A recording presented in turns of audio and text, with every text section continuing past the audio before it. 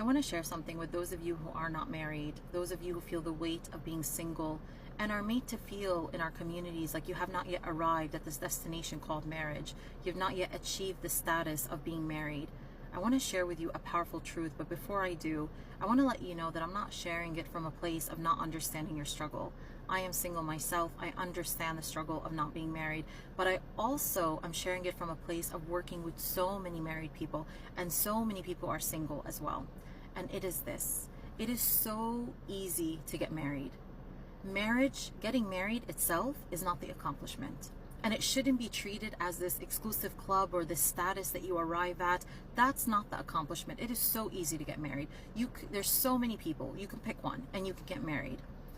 The hard part, the accomplishment, is staying committed to a healthy marriage, staying committed to taking care of your marriage, honoring the sacredness of marriage in front of Allah subhanahu wa ta'ala, taking care of the amana that is your spouse in front of Allah subhanahu wa ta'ala. That's an accomplishment.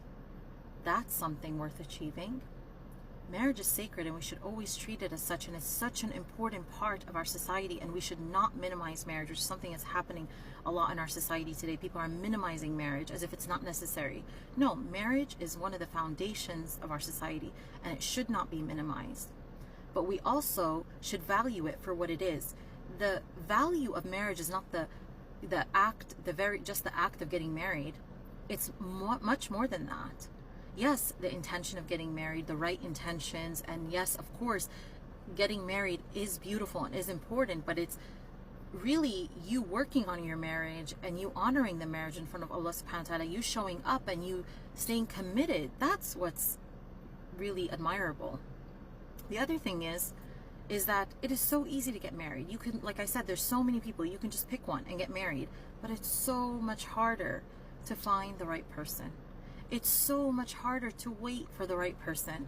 It's so much harder to marry someone who is conscious of Allah subhanahu wa ta'ala, who honors the sacredness of marriage, who, and this is for the sisters especially, someone who's going to be a leader of your home, someone who's going to honor the role of qawamun in your home, someone who's going to take care of the amana that is you and understands that they're going to answer to Allah for you being their spouse. And the same goes for the brothers. You want to find a sister who doesn't just care about your dunya, who prioritizes your akhirah, who's going to walk with you towards Allah subhanahu wa ta'ala, who's going to value what is truly important.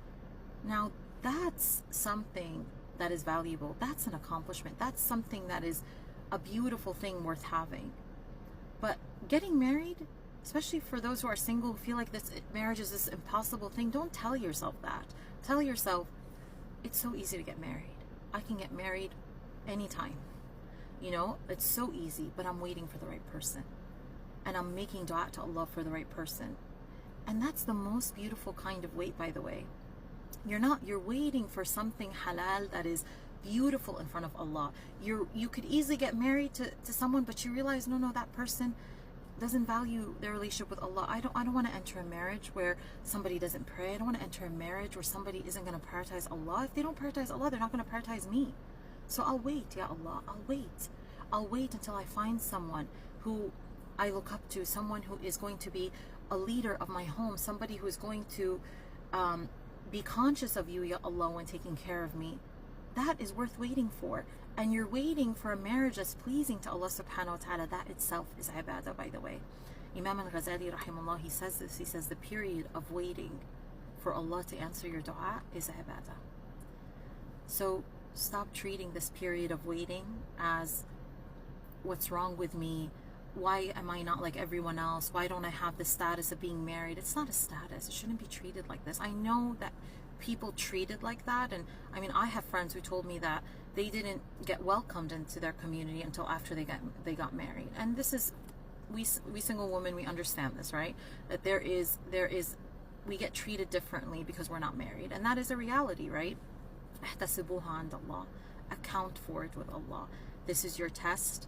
But it's a beautiful thing to be waiting for something beautiful from Allah. It's a beautiful thing to be waiting for Allah to give you a marriage that is beautiful and worth having.